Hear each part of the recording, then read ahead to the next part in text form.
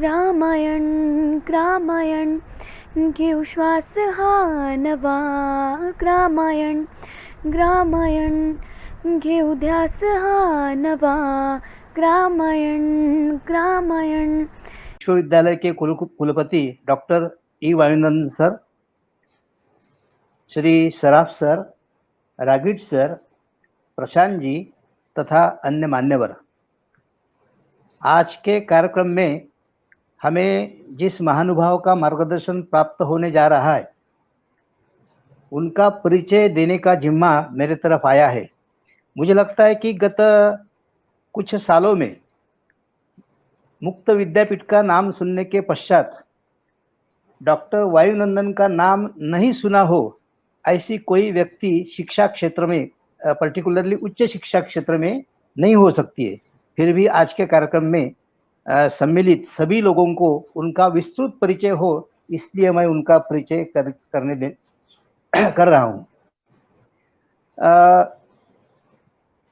कभी कभी पद से व्यक्ति बड़ा होता है तो कभी कुछ व्यक्तियों के पद धारण करने के कारण संस्था बड़ी बनती है।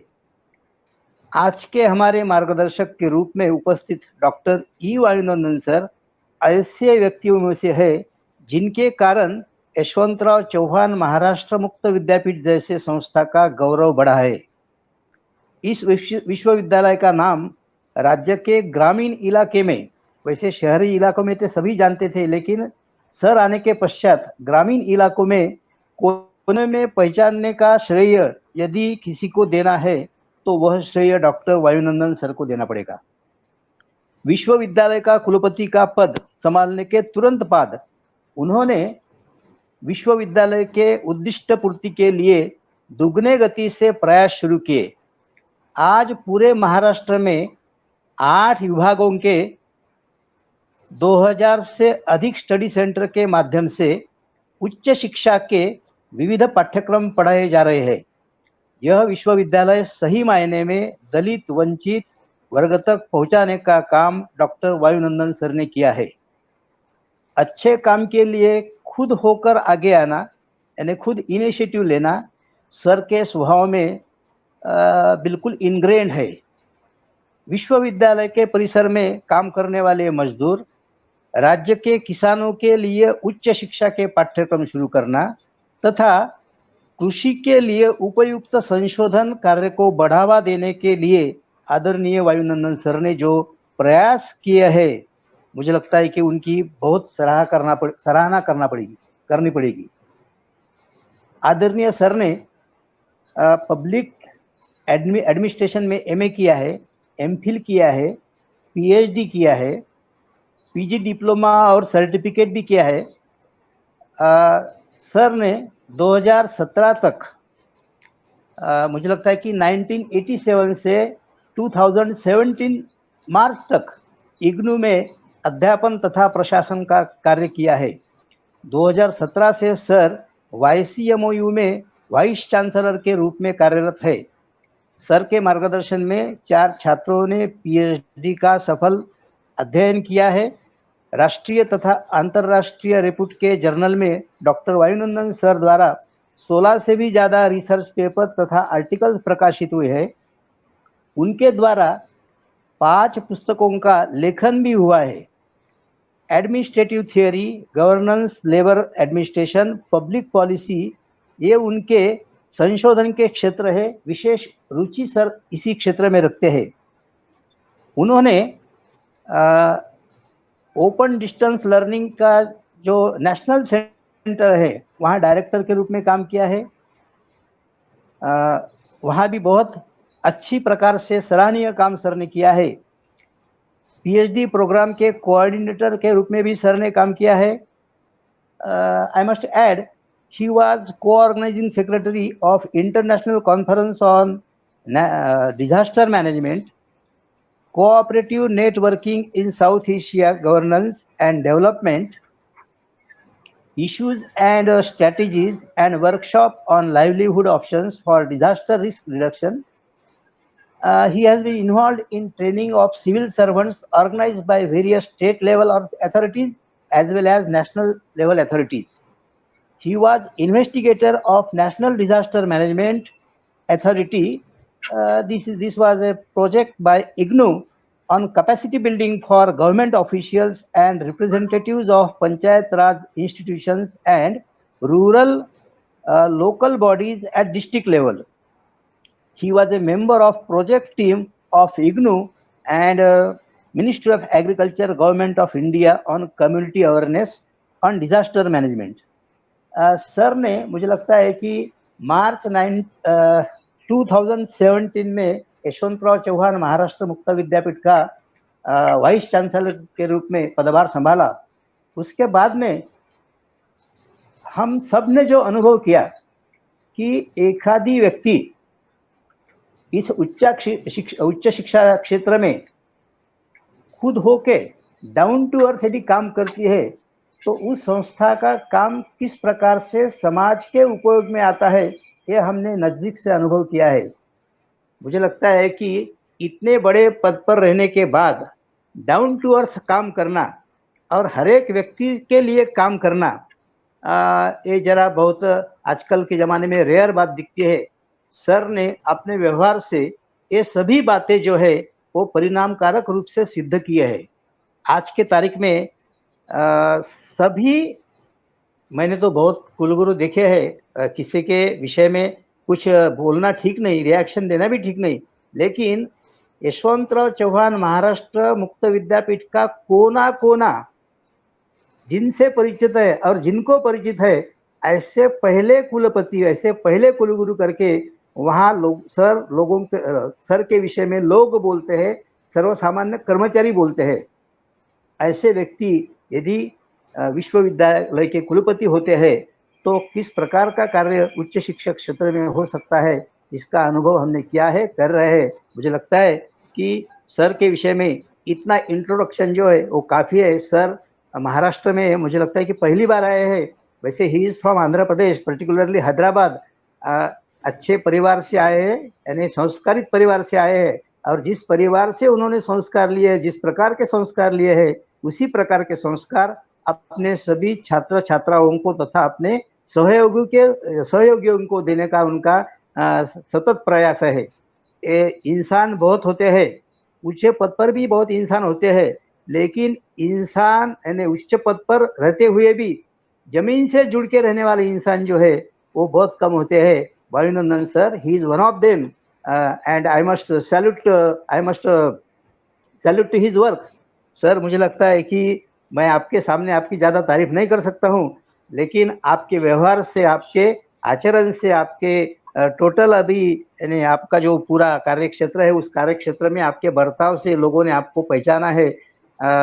इसलिए इस कार्यक्रम में आपने लास्ट टाइम भी ग्रामायण को बहुत सहयोग किया है। ग्रामायण के विषय में अच्छा आपने इंक्वायरी भी किया है, ग्रामायण के कार्य के विषय में आपने रुचि भी बताई है। आगे भी आप रामायण के कार्यक्रम में अच्छे प्रकार से रुचि लेंगे। कुछ सुझाव होंगे तो जरूर हम आपका सुझाव लेना चाहेंगे। आप भी यदि कुछ सुझाव रहे, क्योंकि एक रामायण ऐसा क्षेत्र है कि जैसे हमारा मुक्त विद्यापीठ का काम है, यानी सर्वसामान्य व्यक्ति तक पहुंचना, गांव-गांव में पहुंचना, गांव-गांव की जो आवश्यकताएं है, उस आवश्यकताओं को देखकर कुछ किताबें तैयार करना, कुछ पाठ्यक्रम तैयार करना।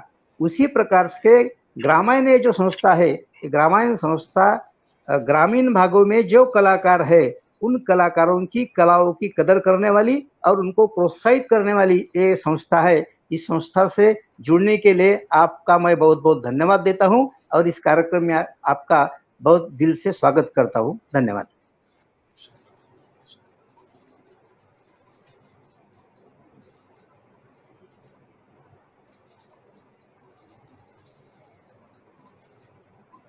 प्रशांत जी,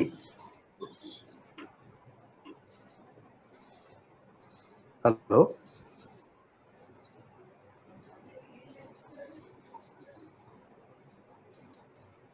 हेलो सर, मैं स्टार्ट करूं सर या? हेलो प्रशांत जी,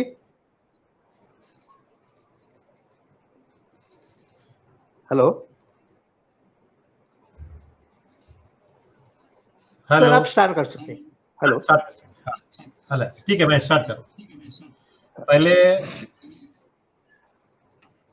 प्रोफेसर नारायण महरे जी, धन्यवाद, आपने मेरे बारे में काफी बोला हुआ है, thank you very much. Anil Sambare ji, president Gramayan Pratishthan, Sanjay Sharaf ji, secretary, Chandrakant ji, vice president, और प्रशांत जी, सबको नमस्कार। आज का जो विषय है, हाँ स्टार्ट कीजिए सर। जो न्यू एजुकेशनल पॉलिसी 2020 और विज़ावी हमारा जो मुक्ति विद्यापीठ का क्या इंटीग्रेशन हो सकता है आगे बढ़ने के लिए। पहले तो आपको मालूम है हमारा तो मुक्ति विद्यापीठ है,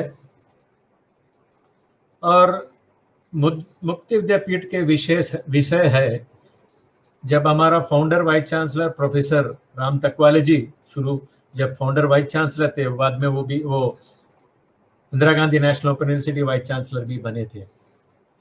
तो वो पहले से ही टेक्नोलॉजी से जोड़ने का उनका एक अच्छी सी विषय है ये मुक्ति विद्यापीठ। आज के तारीख में भी वो जो इंटीग्रेशन है टेक्नोलॉजी से, उन्हीं के वजह से, और काफ़ी वाइस चांसलर्स ने जो उसके बाद आए हुए, मेरे पहले भी आए हुए, सब लोग ये विषय पे ये लोग आगे बढ़ाए। तो आज के तारीख में ये मुक्ति विद्यापीठ का इतना टेक्नोलॉजिकली इंटीग्रेटेड और टेक्नोलॉजी बेस्ड एजुकेशन ये इस वजह से हुआ है। अभी नारायण महरे जी भी बोल रहे थे, आपको पता होगा अभी ये कोविड-19 पैंडेमिक सिचुएशन में काफ़ी एजुकेशन विषय में काफ़ी चीज़ों, कुछ इनोवेशंस आए, कुछ इनिशिएटिव्स लिए कुछ लोग, कुछ काफ़ी एक प्रधानमंत्री जो बता रहे थे अपन का, प्रधानमंत्री मोदी जी साहब, ये जो क्राइसिस को आप कैसा इनोवेशन में कन्वर्ट करेंगे या अपॉर्चुनिटीज में कन्वर्ट करेंगे। तो इस विषय में काफ़ी लोग ने काफ़ी किया, इस बारे में यशवंतराव चव्हाण मुक्ति विद्यापीठ भी काफ़ी काम किया। तो आपको थोड़ा बताऊंगा before I go to the new education policy 2020। हमने ये जो कोविड में, आपको पता होगा हमारा स्टडी सेंटर्स में हमारा स्टूडेंट्स का काउंसलिंग होते रहते हैं फेस टू फेस। तो कोविड वजह से हम कुछ नहीं कर सके, तो उस विषय में हमने मुंबई से एक इनिशिएटिव लिए, जूम से काउंसलिंग शुरू की। एकदम एक महीने में हमने, एक महीने से ज़्यादा, थोड़ा 45 डेज के अंदर में हमने 9000 जूम क्लासेस कंडक्ट किए पूरा महाराष्ट्र में। ये 8 जो रीजनल सेंटर्स है उससे जोड़कर, ये कोई भारत देश में कोई यूनिवर्सिटी ने ऐसा किया ही नहीं। तो ये है मुक्ति विद्यापीठ पहले से ही एक इनिशिएटिव, एक इनोवेशन करती थी, वो इनोवेशन अभी भी आगे बढ़ी। तो आज के तारीख में भी ऑनलाइन एग्जामिनेशन अभी चल रहा है, आपने देखा होगा नागपुर, या हम उसके बारे में बोलते नहीं है, मैं बता रहा हूँ, हमारा आज 12th डे एग्जामिनेशन, एक भी हमारा फेल नहीं हुआ। हमारा जो ऑनलाइन का कोई किसी से हमारा को कोई प्रॉब्लम नहीं आया। सो हमारा स्मूथली चल रहे, टचवुड। आज के तारीख में हमने ऑलमोस्ट जो आज तक 5,50,000 स्टूडेंट्स का जो एलोकेटेड है, उसमें से 4,80,000 स्टूडेंट अभी तक एग्जाम अटेंड किए। So it's a record in Maharashtra. ठीक है, बाकी यूनिवर्सिटी में बोलना नहीं चाहता हूँ, ये बात है। सो ये है मुक्ति विद्यापीठ का एक अच्छी सी एक दूसरी है, आपने ग्रामीण का जो ग्रामीण क्षेत्र में काम करना, ग्रामीण में कैसा स्किल का ये इनका सबका कैसा उनको आगे बढ़ाना, इस विषय में भी आपको हमारा यूनिवर्सिटी में कृषि विज्ञान केंद्र है। कोई यूनिवर्सिटी आउटसाइड एग्रीकल्चरल यूनिवर्सिटी कृषि विज्ञान केंद्र दिया हुआ है, किसी को नहीं दिया। नो डाउट अभी तो नॉन गवर्नमेंटल ऑर्गेनाइजेशंस को देने शुरू किए, आपने देखा बारामती में है, काफी जगह है, लेकिन only university outside agriculture university which has been given Krishi Vigyan केंद्र। So that credit goes to, I mean, that time the no doubt central minister Sharad Pawar ji centre में थे, और नो डाउट ये यूनिवर्सिटी जब शरद पवार जी मुख्यमंत्री थे तब ये शुरू हुआ है ओपन यूनिवर्सिटी। तो उनका काफ़ी कंट्रीब्यूशन और सपोर्ट इसमें काफ़ी है। तो ये कृषि विज्ञान केंद्र वजह से आपको बताना चाहता हूँ 40,000 एग्रीकल्चर ग्रेजुएट्स ज्वाइन होते हैं साल में। वो 40,000 में हमारा 18,000 to 19,000 हमारा स्टूडेंट्स होते हैं। तो हमारा कंट्रीब्यूशन आधा से ज्यादा है ऑलमोस्ट। तो ये है, और हमारा विषय है काफी, आपको बोलते हैं ये what is this distance education, why this ODL, what is this open distance learning. So normally हम ये एजुकेशन कॉस्ट इफेक्टिव है, अफोर्डेबल है, और दूसरा life long continuing learning opportunities. जो लोग सॉरी किसी वजह से पढ़ नहीं सकते हैं और अभी पढ़ना चाहते हैं, उनके लिए हम एक अपॉर्चुनिटी क्रिएट करते हैं। It is not second class education, it is a second chance. जो आदमी रेगुलर कॉलेज में पढ़ नहीं सकता है, जो आदमी को अभी पढ़ने का इच्छा है, उसको हम मौका देते हैं। आपको बताना चाहता हूं, ये जो मैंने अभी कृषि विज्ञान केंद्र बोला, उसमें जो एग्रीकल्चरल कोर्सेस है, सर्टिफिकेट से लेकर डिप्लोमा से लेकर डिग्री तक है, गार्डनिंग से लेकर एग्री बिजनेस से लेकर सब है। अभी प्रोड्यूसर कंपनी के लिए भी हमने एक कोर्स डेवलप किया, जनवरी से वो उसका शुरू करेंगे। काफी ये कोर्सेस हमारा शेटकारी फैमिली से लोग आके एक कोर्स करते हैं। वो बोलते हैं सर हम रेगुलर कॉलेज में जा नहीं सकते, इसलिए वो पैसा भी जा सकते हैं और समय भी दे नहीं सकते, हम खेती में भी देखना है हमारा, और पढ़ाई कैसे करेंगे। ये मुक्त विद्यापीठ वजह से हमारे को पढ़ाई करने का मौका मिला। सर वो मौका भी नहीं मिला, मौका मिला। और दूसरी बात है, हमारा फादर्स कुछ ट्रेडिशनल फार्म करते थे, ये कोर्स वजह से हम साइंटिफिक फार्म, और उससे हम एक अच्छा अल्टरनेटिव क्रॉप और ये सब बना के हम आगे प्रोडक्शन ज्यादा किए। ये पूरा जो है ये मुक्ति विद्यापीठ वजह से हमारा ये हुआ। तो ये एक अच्छी ये है। तो मैं इसलिए थोड़ा मुक्ति विद्यापीठ का इंट्रोडक्शन दे रहा हूँ। और हमारा ज्यादा तक ज्यादा एवरी ईयर 6,50,000 स्टूडेंट ज्वाइन होते हैं। उसमें से आपको अक्षर होगा 70% ग्रामीण क्षेत्र से स्टूडेंट्स होते हैं, 70%। और यही बात हो रहा था, ऑनलाइन एग्जाम करे तो डिजिटल डिवाइड, उनके पास कनेक्टिविटी नहीं होगा, ये नहीं होगा, काफी बात आपने सुना होगा। बट अभी जो 12 दिन हुआ अभी तक, पूरा ग्रामीण क्षेत्र का जो स्टूडेंट्स है, एक भी हमारा कोई डिफिकल्ट फेस नहीं हुआ।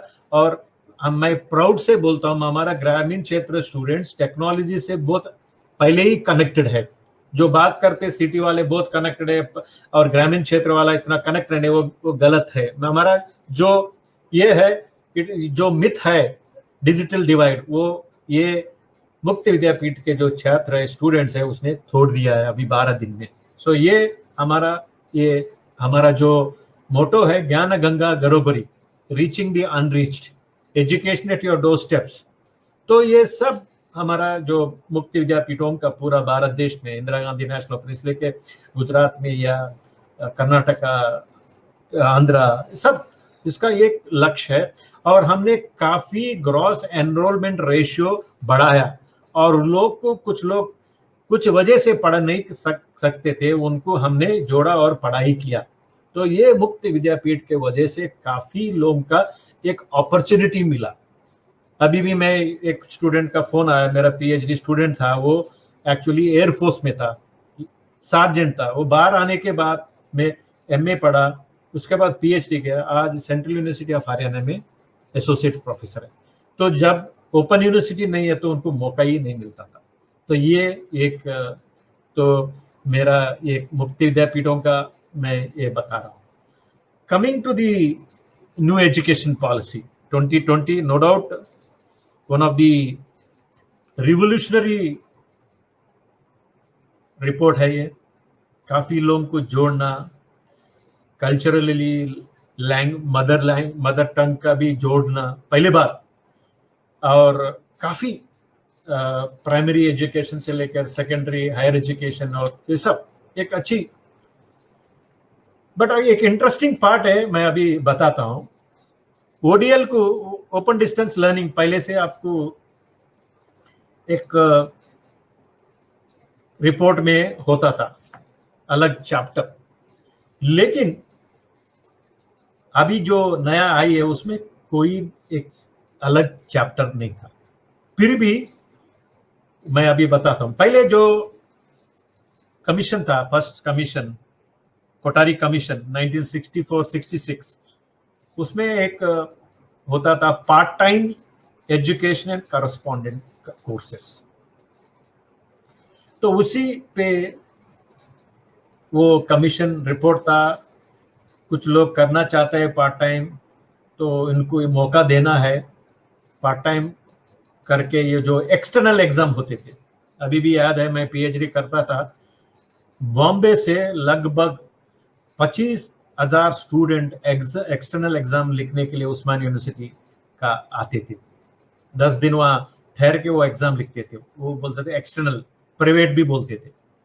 उसके बाद थोड़ा करस्पॉन्डेंस कोर्स आया, करस्पॉन्डेंस में थोड़ा एक मटेरियल देते थे। तो ये पूरा फर्स्ट जो कमीशन रिपोर्ट के आधार से, तो how to offer courses to the people who have not or who could not attend the regular colleges, ये था। आपको पता होगा काफी आईटीआई स्टूडेंट, आईआईटी पॉलिटेक्निक करते थे, पॉलिटेक्निक का वो एएमआई करते थे वो जमाने में, वो बीटेक से बी से एक इक्वलेंट होता था, पार्ट टाइम जैसा। फिर नेक्स्ट आया आपको 1986 और 1992 में, उसमें टॉपिक था open university and distance learning. तब तक क्या हो गया, Indira Gandhi national open university establish है, उससे पहले आंध्र प्रदेश ओपन यूनिवर्सिटी भी establish. First open university in India was Andhra Pradesh open university, but now it is called B R Ambedkar open university Hyderabad. तो वो टाइम में एक इम्पोर्टेंस आया open university and distance learning का। उसको भी एक क्वालिटी से और साइड बाय साइड इसके साथ जाने के लिए कन्वेंशनल यूनिवर्सिटी से, और क्वालिटी भी मेंटेन करने के लिए एक ये जो कमीशन था उसने उसमें डिटेल किया है। तो एक स्थान, अच्छा सा एक प्लेस भी बताया, ओपन यूनिवर्सिटीज और distance is now has to also go side by side with the conventional universities. और उसके बाद ऑलमोस्ट ऑल स्टेट गवर्नमेंट्स ने, गुजरात से लेकर आंध्र प्रदेश से लेकर महाराष्ट्र से लेकर सब जगह, अभी लेटेस्ट है 2 ओपन यूनिवर्सिटीज आए, एक पंजाब में आया और एक केरला में भी आया। 14 ओपन यूनिवर्सिटीज है, अभी 16 ओपन यूनिवर्सिटी है, एक नेशनल ओपन यूनिवर्सिटी है इंदिरा गांधी नेशनल। तो ये एक अच्छी बात है। अभी उसके बाद आपने देखा होगा ओपन यूनिवर्सिटीज का काफी ये हुआ, काफी लोग टेक्निकल कोर्सेज में भी गए।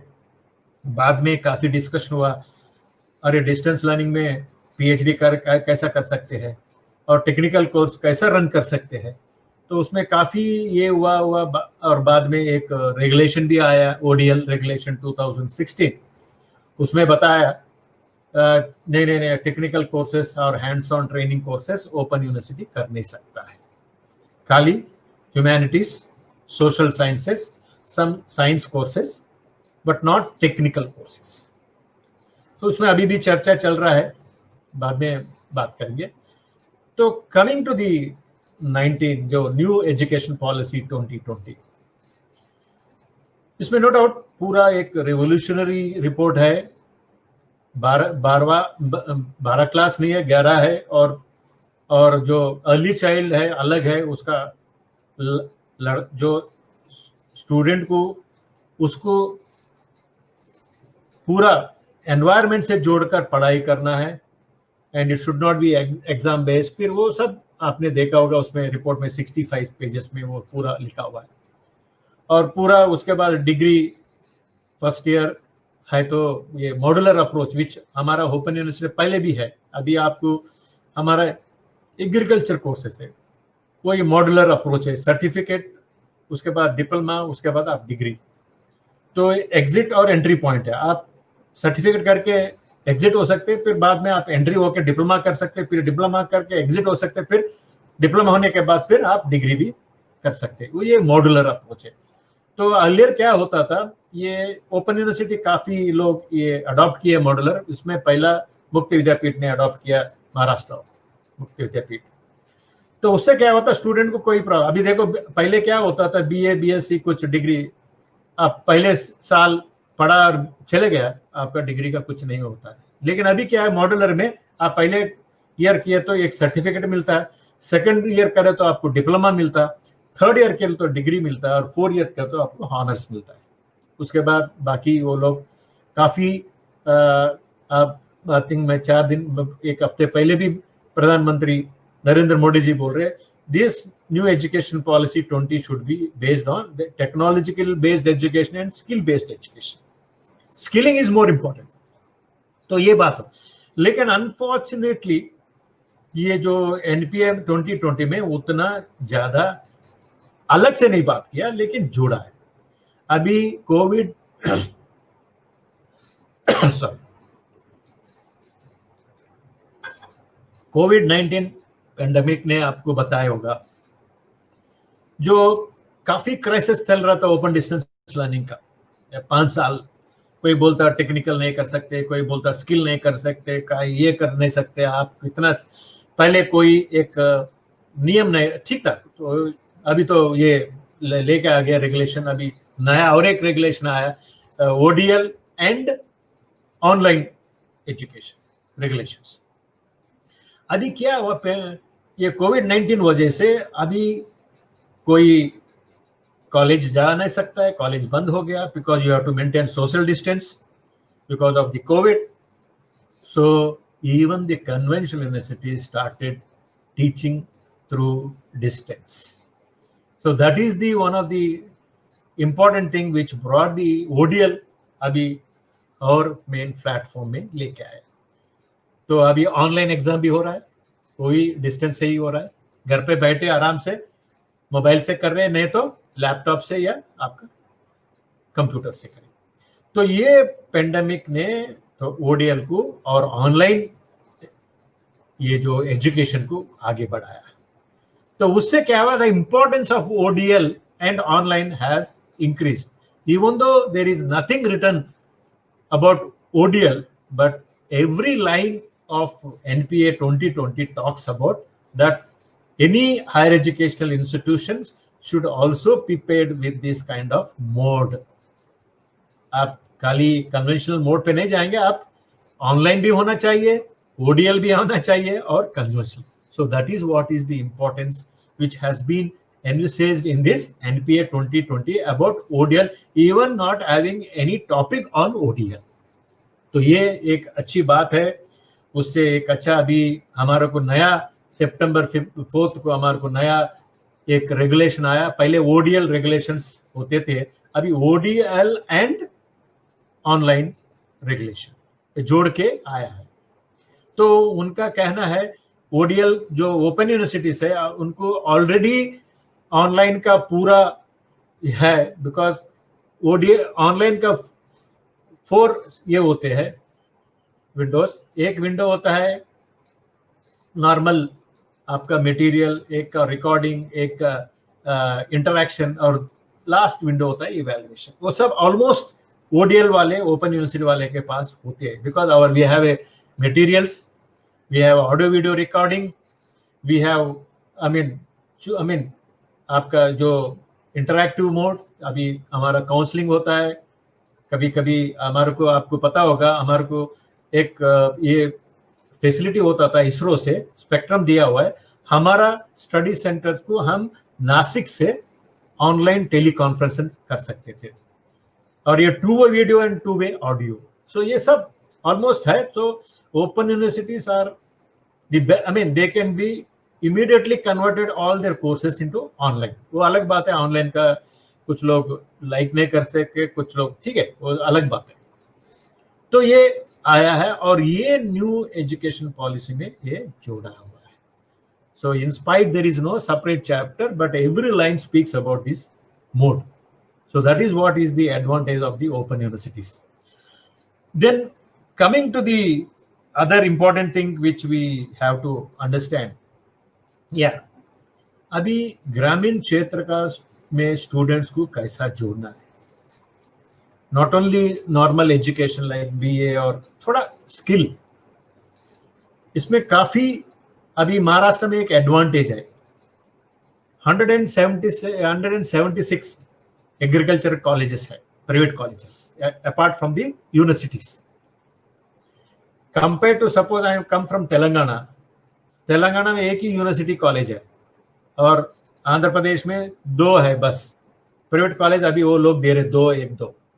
अपन का एडवांटेज क्या है, आपको कोई कृषि के बारे में कोई कोर्स आप ये जो स्टडी सेंटर्स आप ये एग्रीकल्चरल कॉलेजेस को दे सकता है. इसलिए हमारा एक अच्छा ये जाता है. तो हमारा almost all study centres are in agricultural colleges for agricultural courses. Same component of practicals जो प्रोफेशनल कॉलेजेस में होते हैं, सेम कंपोनेंट उससे ज्यादा प्रैक्टिकल होता है उधर.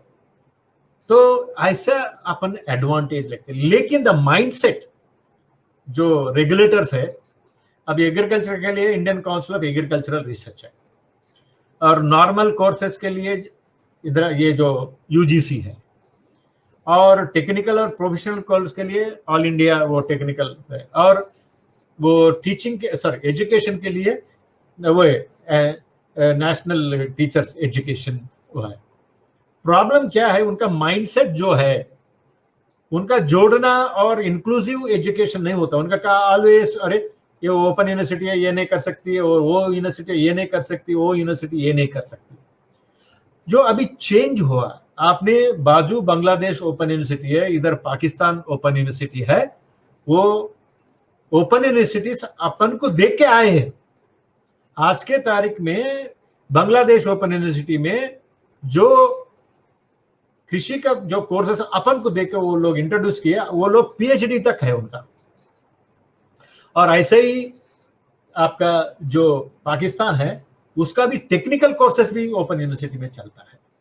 बट हमारा इंडिया में नहीं, open universities technical university technical courses skill courses नहीं करना. सो ये जो माइंडसेट है, आपको सबको पढ़ाना है. ठीक है, दोनों स्ट्रीम्स इंपॉर्टेंट है, कन्वेंशनल स्ट्रीम, ओडीएल स्ट्रीम. तो ये एक माइंडसेट को अपन चेंज करना है.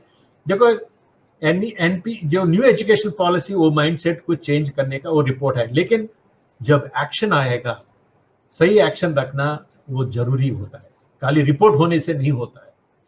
और ओपन यूनिवर्सिटीज कैन प्ले. अभी देखो हमारा पास 6,50,000 स्टूडेंट्स है.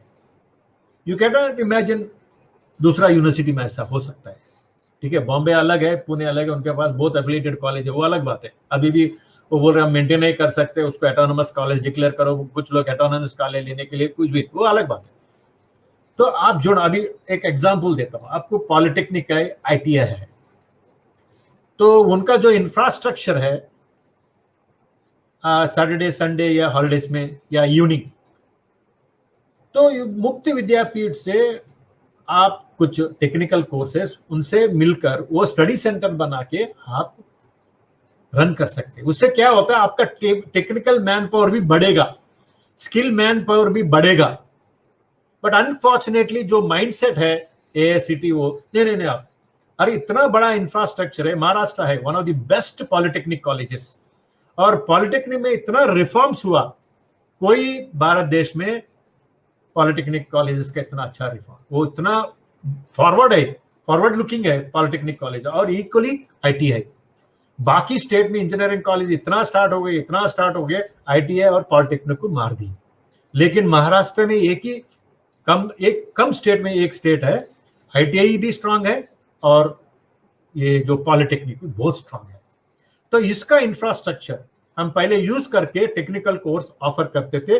जो इंडस्ट्री में काम करते हैं उनको आगे बढ़ना है और कुछ टेक्निकल कोर्स करना है, और वो लोग सेम प्रैक्टिकल कंपोनेंट वो पॉलिटेक्निक और उसमें करते थे. अनफॉर्चुनेटली वो भी बंद हो गया. So now it is time looking at the new education. पर अभी आपको बताता हूँ, एग्रीकल्चर, कृषि। उसमें क्या हुआ, 1 साल पहले वो Indian council of agriculture research ने बोला हमने बीएससी एग्रीकल्चर को प्रोफेशनलाइज किया और इसको थोड़ा प्रैक्टिकल कंपोनेंट है हमने बढ़ाया, उसलिए ये ओडीएल से बीएससी एग्रीकल्चर ऑफर नहीं कर सकते। तो हमने, अच्छा हुआ वो टाइम में एक सेक्रेटरी थे और हमारा स्टेट से minister of state Sanjay Dhotre ji भी थे, उनके इनिशिएटिव से हमने एक प्रेजेंट किया, अरे भाई हमारा बीएससी एग्रीकल्चर भी हम सेम प्रैक्टिकल, उससे ज्यादा प्रैक्टिकल कंपोनेंट हमारा स्टडी सेंटर में थे, लेकिन जो माइंडसेट है ना वो चेंज नहीं होता। जब तक ये चेंज नहीं होगा ये न्यू एजुकेशन पॉलिसी 2020 आगे नहीं बढ़ेगी। और दूसरी बात है, अभी रिसेंटली वो लोग बोल रहे हैं आप ठीक है बीओक चलाओ, बैचलर ऑफ वोकेशनल स्टडीज, लेकिन आपके पास चैनल पार्टनर्स होना चाहिए। वो ठीक है, हमने अप्लाई किया तो हमारे को 11 एरियाज में बीओक मिला। एक फैसिलिटी सर्विसेज, एक लैब टेक्निक्स, एक एग्रीकल्चर, एक आर्टिकल्चर, एक इंटीरियर डिजाइन, एक ऑटोमेटिव और कुछ था, और एक कुछ ऐसे 11 हमने, हमारा चैनल पार्टनर सब बताए, एक चैनल पार्टनर रुस्तम जी है, एक चैनल पार्टनर सब ऐसा। उससे main practical component face to face होगा, हमारा जेनरिक होगा, दैट इज द नॉर्मल। हमने बड़ा खुश हुआ, अरे अच्छा हो गया, हमारे को बीओक कोर्सेस मिला। और इससे पहले कोई यूजीसी टीम हमारे पास आया, बोला आप वो बीओक अप्लाई करो, ये कोर्सेस नॉर्मल में मत करो। हमने अप्लाई किया, मिला, फिर 4 दिन के बाद बोलता है विड्रॉ करके, सॉरी ये ओपन यूनिवर्सिटीज 996 इंस्टीट्यूशंस को दिया बीओक, उसमें 3 ओपन यूनिवर्सिटीज अप्लाई किए, मुक्ति विद्यापीठ महाराष्ट्र मुक्ति विद्यापीठ, ओडिशा और कर्नाटक। तो ये जो है, और पॉलिसी लेवल पे बहुत बढ़िया विजन होता है, अनफॉर्चुनेटली आपको इम्प्लीमेंटेशन लेवल पे बहुत प्रॉब्लम। अभी चाइना है, पूरा ओपन यूनिवर्सिटी से उनका हैंड्स ऑन ट्रेनिंग और टेक्निकल और स्किल कोर्स चलता है पूरा। आपको मालूम है China is the leading what ever में भी, और उसका अलग बात है, मैं बता रहा हूं। अब ये अपन को देख के ये जो बांग्लादेश ओपन है उनका टेक्निकल कोर्सेस, क्या कोर्सेस नहीं, आप एक बार जाके साइट में देखो उनका, इतना आश्चर्य होता है। लेकिन अपन का जो इधर है ये प्रॉब्लम हो रहा है। तो जब तक ये चेंज नहीं होगा, और ये बहुत मुश्किल है, और बहुत स्पेस है ओपन यूनिवर्सिटीज को। आपने देखा होगा महाराष्ट्र में हमारा एडवर्टाइजमेंट के लिए वेट करते हैं लोग, हम काफी हाईली सब्सिडाइज्ड है। अभी हमारा एक एलटी कोर्स है, उसको हम 6000 लेते हैं, बाहर वाला 1 लाख लेता है।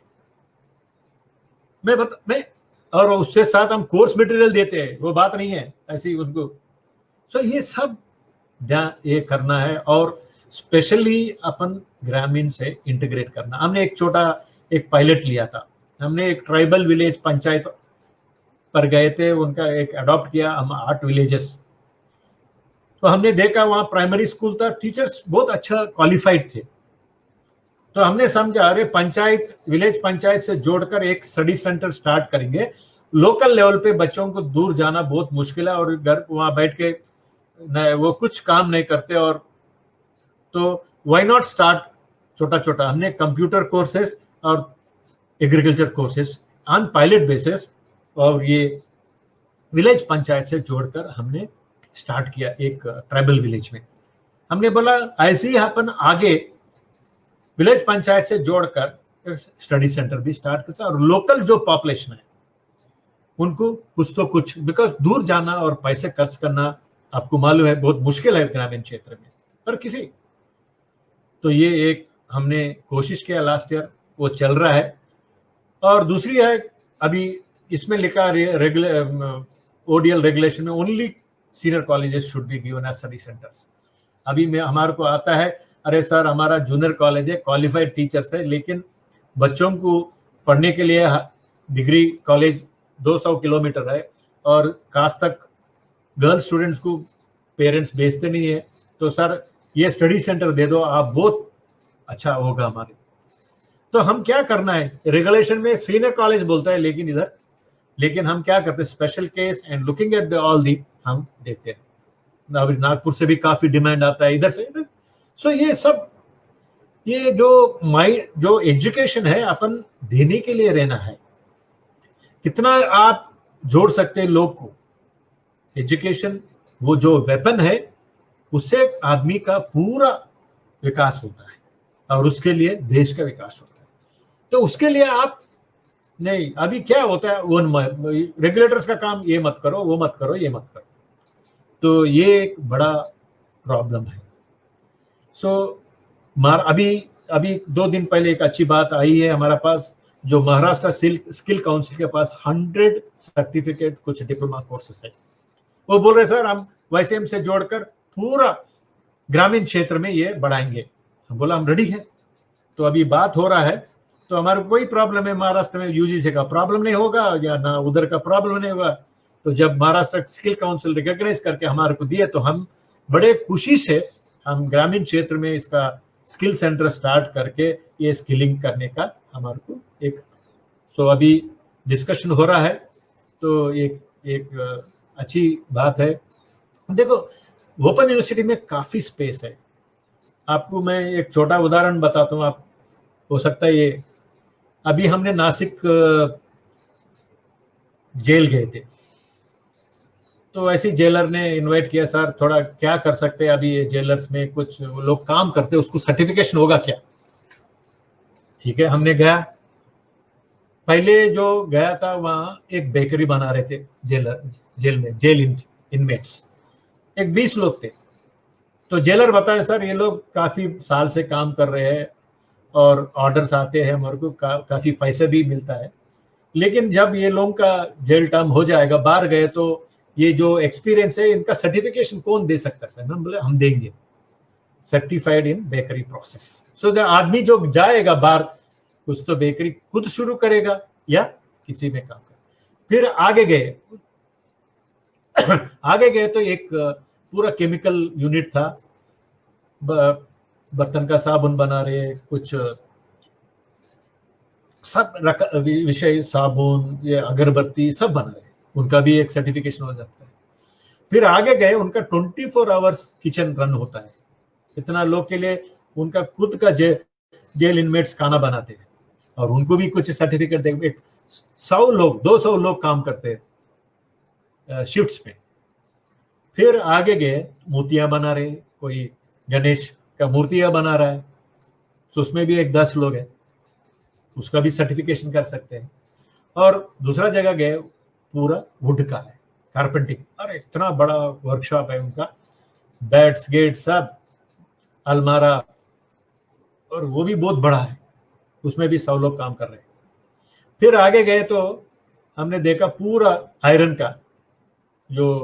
का कॉट्स, और पूरा आश्रम स्कूल का ऑर्डर बना रहे, कोई आयरन बॉक्सेस बना रहे जो फाइल्स रखने के लिए, पुलिस वाले का ऑर्डर, ये अच्छा लगा। फिर देखा पूरा बेडशीट्स, ये नाम के वास्ते जेल है, लेकिन उसमें दिखाया हमारे को एक फैक्ट्री है। तो इनको सर्टिफिकेशन हम देंगे, छोटा सा एक टेस्ट करके, जब बाहर जाएंगे उनको एक मिलेगा, खुद स्टार्ट करेंगे किसी ने। तो ये जो स्पेस है मुक्ति विद्यापीठ को, मेरा ख्याल में किसी यूनिवर्सिटी को स्पेस नहीं। हमारा पास अर्न एंड लर्न स्कीम है, सॉरी लर्न एंड अर्न। हमारा MKCL महाराष्ट्र नॉलेज कॉर्पोरेशन से एक MOU है, वो लोग कुछ लोग को BBM बिजनेस प्रोसेस मैनेजमेंट में सेलेक्ट करते हैं, सेलेक्ट करके ऑफिसेस में देते हैं। वो लोग सुबह ऑनलाइन क्लासेस MKCL चलाती है और बाद में ये डिफरेंट यूनिट्स में काम करते हैं और उनको 6, 7, 8 हज़ार देते हैं। 6,000 फर्स्ट ईयर, 7,000 सेकेंड ईयर और थर्ड ईयर 9,000 है। यही लोग बाहर जाएंगे, जब कोई नौकरी उनको आएगा तो ये इनका already 3 years experience with BBA, और जो फ्रेश BBA है खाली प्रोजेक्ट रिपोर्ट से BBA मिलता है उसको। तो ये है, so it is called learn and earn. और काफी हमारा लैब टेक्निक्स का है और काफी इंडस्ट्रियल साइंस का है।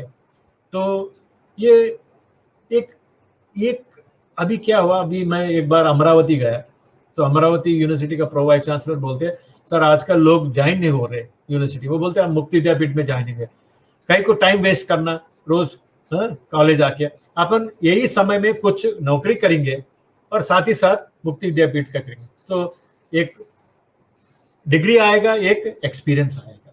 तो ये एक माइंडसेट महाराष्ट्र में एक वाइब्रेंट ये है, बिकॉज कंप्यूटर लिटरेसी भी ज्यादा है बिकॉज ऑफ MKCL और गवर्नमेंट इनिशिएटिव की वजह से, तो कंप्यूटर भी काफी लिटरेसी बढ़ा हुआ है और लोग का भी एक आलोचना है रहे साथ ही साथ। तो ये एक अच्छी बात है, हम काफी कोशिश कर रहे हैं, अभी कुछ आगे भी हम अभी साइंसेस का पोस्ट ग्रेजुएशन भी शुरू कर रहे हैं, अभी अप्लाई किया अप्रूवल के लिए, तो वो भी आएगा, हो सकता है अभी ये 1 महीने में वो पता चलेगा। तो एक अच्छी बात है, अभी प्रधानमंत्री भी बात कर रहे हैं Atmanirbhar Bharat, self reliance, so we have to be self reliant. तो अभी एक बात होगा, because all higher education institutions are also will be allowed to open their own ODL courses। तो जो स्पेस पहले हमारे को उनके पास मिलता था, हो सकता है अभी नहीं मिलेगा, इसलिए वो लोग भी शुरू करेंगे, तो उससे कंपटीशन और हेल्थी कंपटीशन, तो उसके लिए अपन सेल्फ रिलायंट होना, अपना खुद का अभी स्टडी सेंटर्स हो सकता है आगे दिनों में शुरू करना पड़ता होगा।